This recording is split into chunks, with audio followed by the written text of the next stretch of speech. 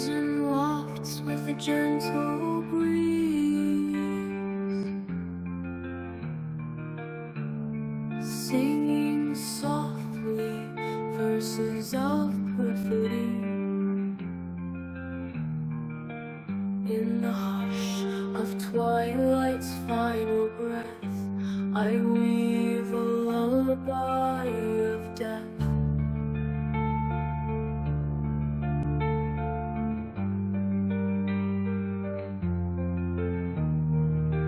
Whispers curl like smoke in the air, their shadows dance with silent despair.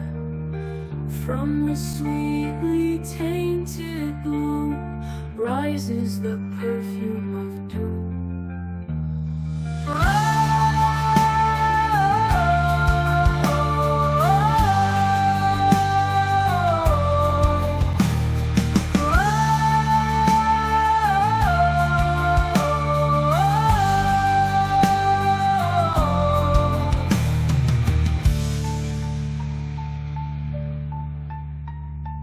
Poison wafts with a gentle breeze, singing softly verses of perfidy.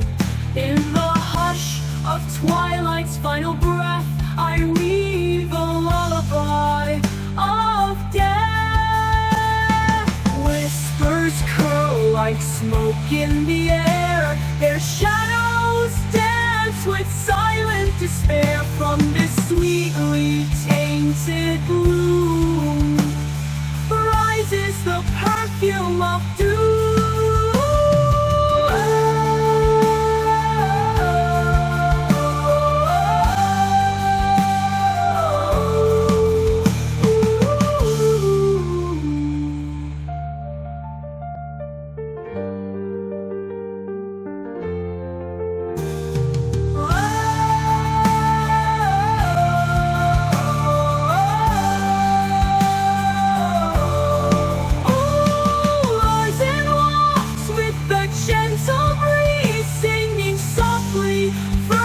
Of perfidy. In the hush of twilight's final breath, I weave a lullaby of death.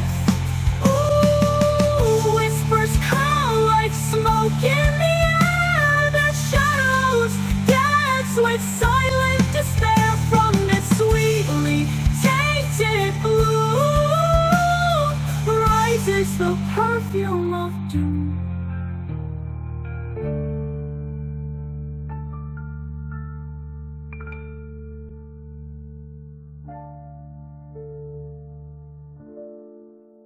Poison Gas, a horror story created for Appaloosa Radio.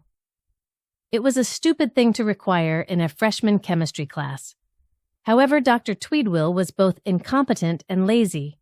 When the university decided to re-emphasize writing nonfiction, he chose to require a term paper, not just a short research blurb. He required a 50-page term paper. Dr. Tweedwill had come to the university with supposed credentials as a nuclear chemist. He arrived straight from a top-secret research project that offered protection from the supposed Red Menace, which was said to be developing similar weapons. What the university did not know was that Dr. Harold Tweedwill was being dumped. He was an alcoholic who hadn't done anything in a decade. Much safer, the government reasoned, to stick him at a university teaching freshman chemistry. Sandy Victor had the extreme misfortune of taking Dr. Tweedwill's class. Supposed class, she would often claim to her dorm mates.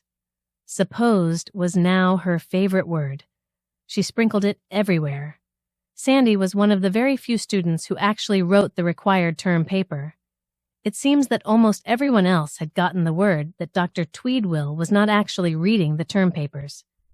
He had, instead, assigned his research assistant Will Payton to do so, and Payton had no desire to read 110 term papers. He chose a more rational use of his time. He counted the pages of each student's submission, and if it was 51 or greater, he entered a check mark on the NCR grading sheet. The smart fraternity brothers had found that they could write a first page and then Xerox all of the rest from some book or other, and still get the check mark on the grading sheet. Sandy Victor had the misfortune of taking Tweedwill's supposed chemistry class, but unlike most of the others, she actually wrote a paper. She chose as her topic chlorine gas. She had remembered from her high school history class that it had been used in World War I to kill many thousands of combatants, a topic that was more than worth researching. At the end of the semester, Dr. Harold Tweedwill was invited onto the stage to present an award to the most outstanding freshman chemistry student, Miss Sandy Victor. With that, her career path was set. She was to become the world's leading authority on poison gas. Over her career, she created many chemical weapons, but her favorite, the one that she used to kill those who in her own life that she detested, was chlorine gas.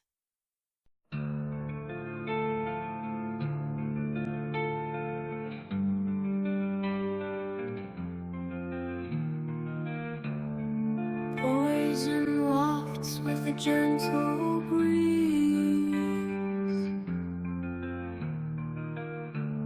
singing softly verses of perfidy. In the hush of twilight's final breath, I weave a lullaby of death.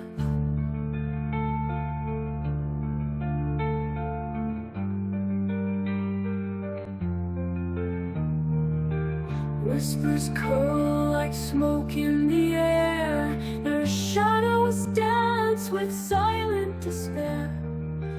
From the sweetly tainted gloom rises the perfume of doom.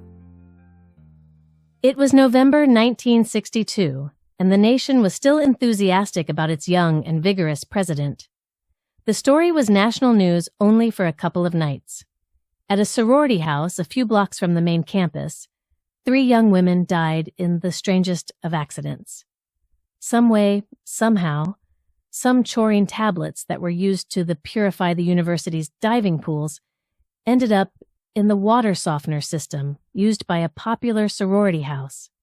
When the young women turned on their showers, the room became immediately filled with a yellow chalking gas, and 3 young women died while a 4th suffered serious lung damage. The investigators noted that the packaging for the chlorine looked like the tablets used in the water softener system. Easy, they said, to confuse the two.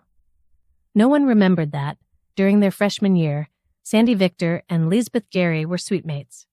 No one remembered the awful comments that Lisbeth made about Sandy's facial acne. No one remembered the words pimple freak or destined for a perpetual spinsterhood. No one remembered how Lisbeth Gary flaunted that her boyfriend was on the university's football team.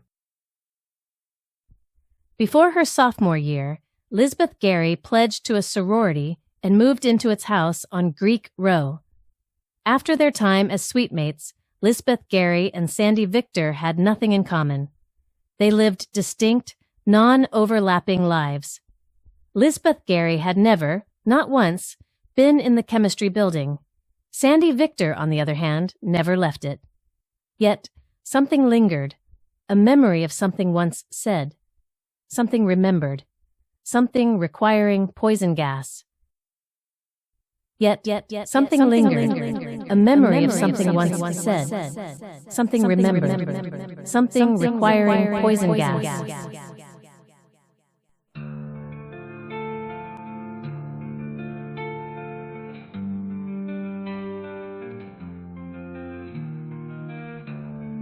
Poison wafts with a gentle breeze,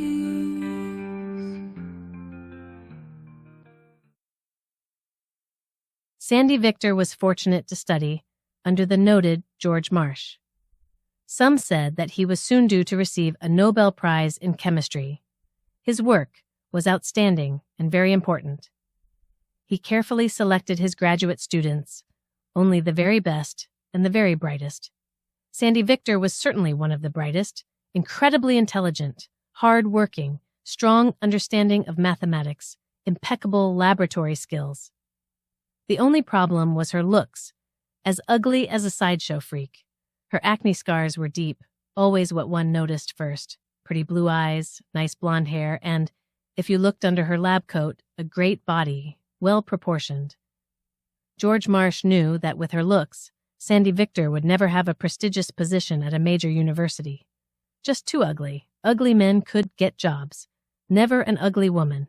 Still, that did not stop George Marsh from sampling the merchandise. The affair was on his terms, for his immediate pleasure, demanding acts that he would never get from a more attractive woman. And it was sporadic. Intense for a week, nothing for months. The problem was that at first Sandy Victor thought it was real. It crushed her soul when she learned that it wasn't. After completing her graduate work, George Marsh wrote a glowing recommendation for her, but he had been right. No prestigious universities offered her a position. Only the U.S. Army in its Special Weapons program would hire her. The affair was on his terms, for his immediate pleasure, demanding acts that he would never get from a more attractive woman. And it was sporadic. Intense for a week, nothing for months.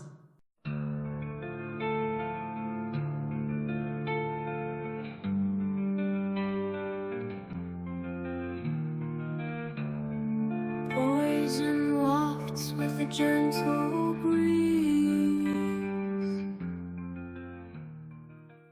He was an eminent chemist with many awards for outstanding and important work. He was at the stage in his career when he no longer did his own lab work. A bevy of well-trained subordinates did all of the actual lab stuff. He supervised and theorized. So everyone was surprised that he was alone in one of his several labs on a Sunday morning, chlorinating a hydrocarbon compound.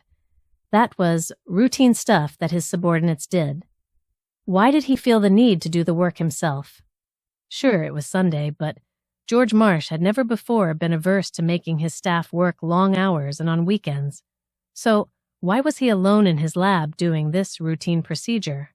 Surely he must have done this kind of work hundreds of times. He knew all of the safety procedures. So how did that valve come loose? How did his lab become infused with chlorine gas, the kind of mistake a neophyte would make? Not a man of his experience. Makes no sense. Killed from breathing chlorine gas. Terrible death? Painful death. No one remembered how he had treated one of his best graduate students a decade earlier. No one remembered the foul names he had called her, after using her body for his own desires. George Marsh should have known better. After all, his work was probably going to get him the Nobel Prize.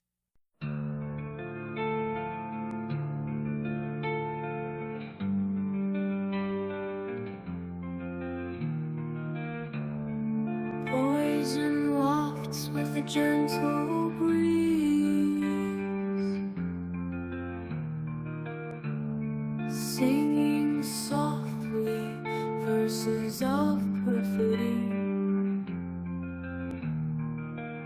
In the hush of twilight's final breath, I weave a lullaby of death.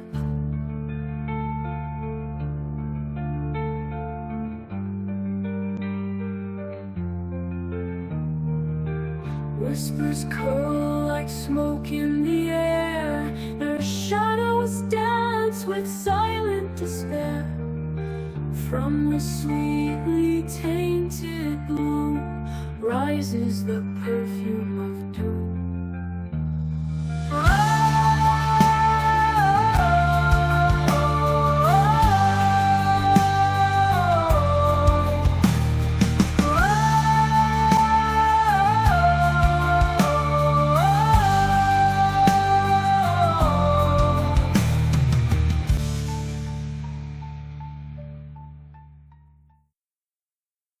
She called him her supposed landlord.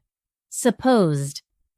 Implying phony, unreal, a farce, a fake. The fat Armenian who managed the Florida condo complex where she owned a unit. He had been installed in that role by a group of non-public investors who had financed building the complex. You know, the kind of investor who collect on unpaid debts by fitting the debtor with nice-fitting cement boots. When she had purchased the condo, they created a contract explicitly showing the repairs that the management company would complete by which date. None were completed, at least to her requirements. She had taken the fat Armenian and his hidden investors to court to get the needed repairs completed. Then a secretive phone call told the presiding judge who the real owners of the development were, and he immediately dismissed the case, giving as his reason lack of evidence. The supposed landlord had been protected by the supposed judge. 2 years later, the police were called to the fat Armenian's condo unit. When they entered it, they smelled the foul, sticky smell of chlorine gas. Knowing who really owned the complex, the police told the coroner to rule it as a suicide, and he did. They did not want to know who had piped gas into the condo. Some things are left unknown.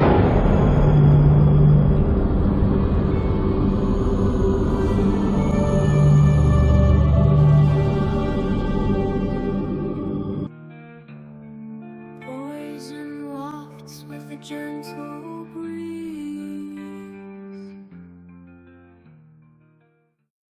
Dr. Sandy Victor managed the U.S. Army's Special Weapons Development Program until the government announced that it was no longer developing such weapons. Sandy called it a supposed termination. For her, it meant a move up to Delaware, where she began work for a private company called BioLimit, really a secretive defense contractor. She liked Delaware, a quiet backwater place where she could take long walks with her dogs. She did her part of the research, and then the material was shipped elsewhere for unspecified purposes. She would never say so, but in her long career, she created many hundreds of specialized compounds that could easily be made into highly lethal weapons. When she retired, she was given a special presidential commendation and a substantial retirement bonus. As she prepared to move permanently to another condo in Florida, she found her old term paper that she had written for Dr. Tweedwill's supposed freshman chemistry class. As she thumbed through its pages, she remembered the immense amount of energy that she had devoted to researching and writing. She recalled searching through hundreds of research articles whose scientific journals had been bound together and were then housed deep in the library's stacks. In 1959, the university's library was open only until midnight, and Sandy Victor was often the last person to leave it. In her term paper, she found the section that she had written about chlorine. She had written, "Chlorine is a diatomic gas located on the periodic table between fluorine and bromine. It is about 2.5 times denser than air, a gas, yellowish-green in color, and is a very reactive oxidizing agent. In the presence of water, it readily converts into hydrochloric acid. Chlorine demonstrates extreme electron affinity, with an electronegativity score just behind oxygen and fluorine. Because of its acute reactivity, almost all of its compounds that are found on the Earth are in the form of ionic chlorides, which includes the very abundant common table salt. Chlorine-producing compounds are frequently used in swimming pools to kill potential pathogens. At high concentrations, it is extremely dangerous and highly poisonous to most living organisms. As a weapon of war, it first was used during World War I. As she continued to peruse the old term paper, she came to her section on the various marking flags used for poison gas during the First World War. Since poison gas was most often delivered by artillery shells with a glass bottle of the poison in them, the various artillery units used special flags to indicate to everyone in the immediate vicinity which kind of gas was being fired. A flag with a green cross on it meant the artillery unit was firing shells containing gases that affected the pulmonary systems, such as chlorine, phosgene, or diphosgene. Alternatively, flying a white cross on a dark background meant shells containing one of the various tear gases. A flag with a large blue cross meant that the artillery unit was firing a shell specifically designed to create an intense irritation that crept under gas masks. Most commonly, these were called the mask breakers, causing soldiers to rip off their gas masks. Finally, a yellow-colored flag meant that mustard gas shells were being fired. As she read her old paper, Dr. Victor felt proud that while still such a young chemistry student, she could locate such fascinating information.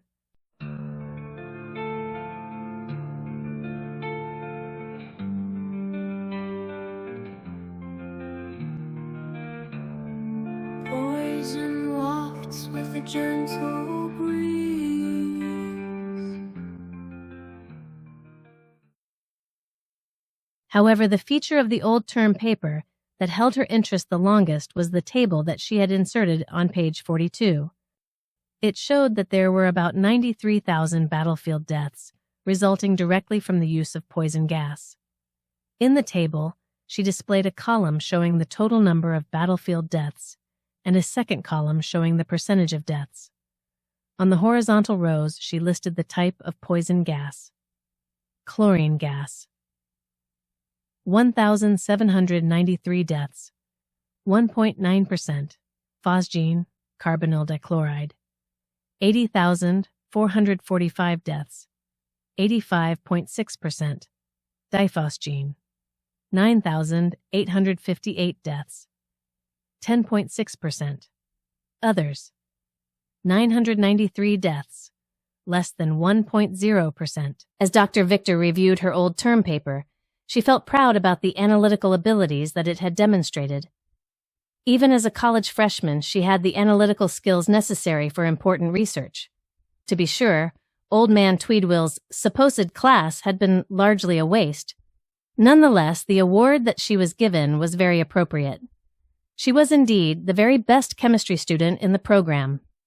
This data table was produced through hundreds of hours of careful library research. That was a genuine accomplishment. With it, she could still easily identify which poison gas had been the most lethal.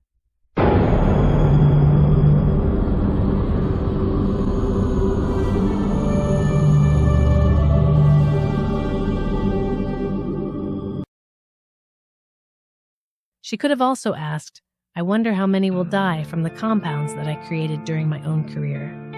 But she didn't.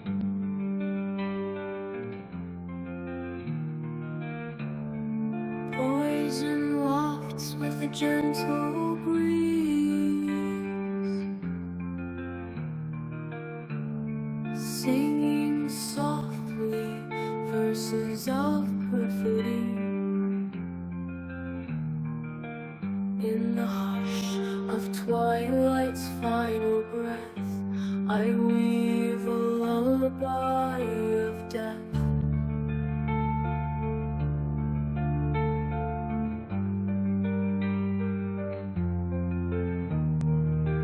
Whispers curl like smoke in the air, their shadows dance with silent despair. From the sweetly tainted gloom rises the perfume of doom.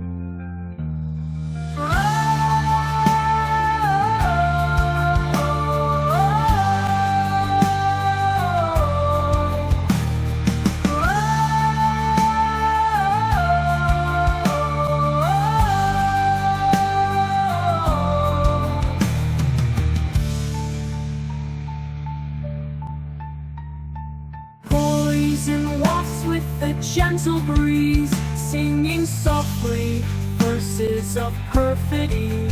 In the hush of twilight's final breath, I weave a lullaby of death. Whispers curl like smoke in the air, their shadows dance with silent despair. From this sweetly tainted bloom rises the perfume of doom.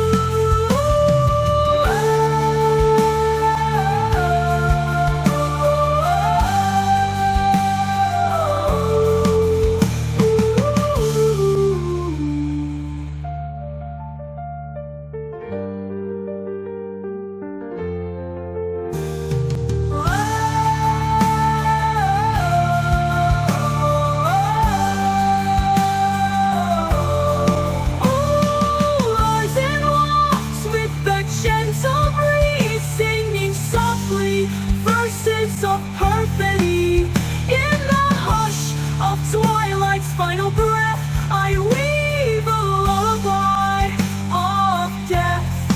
Ooh, whispers curl like smoke in the air, their shadows dance with silent despair. From this sweetly tainted blue rises the perfume of doom.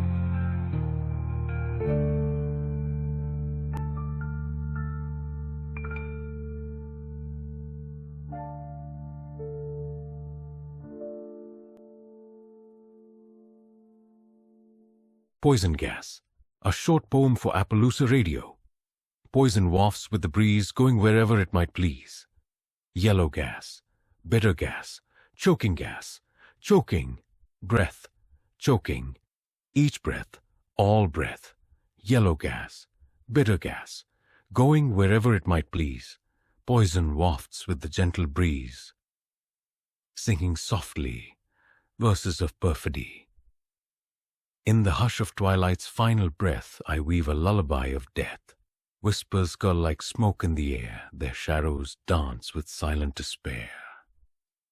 From this sweetly tainted bloom rises the perfume of doom. A silent scream in the man-made fog. A final breath as poison wafts with the breeze.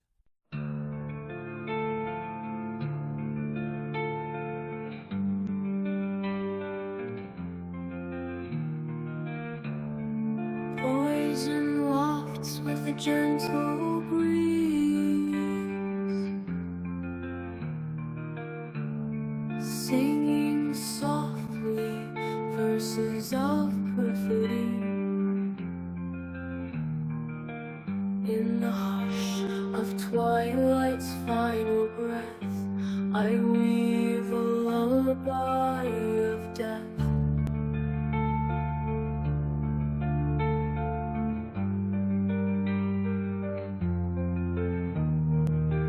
Whispers curl like smoke in the air, their shadows dance with silent despair. From the sweetly tainted bloom rises the perfume of doom.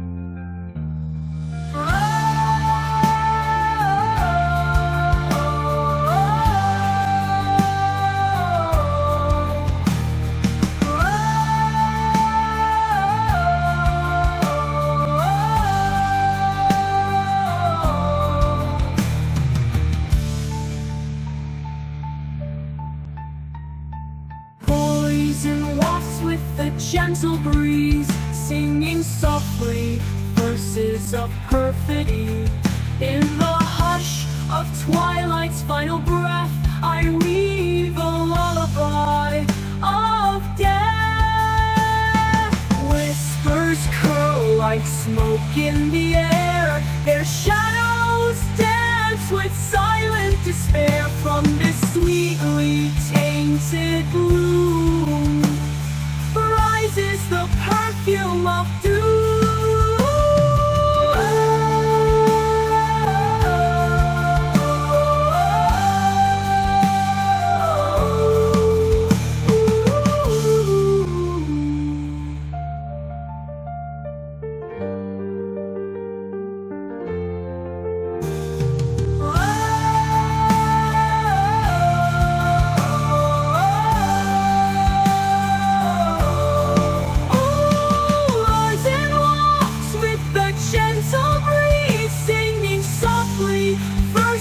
Of perfidy. In the hush of twilight's final breath, I weave a lullaby of death. Ooh, whispers curl like smoke in the air, their shadows dance with silent despair. From this sweetly tainted bloom rises the perfume of doom.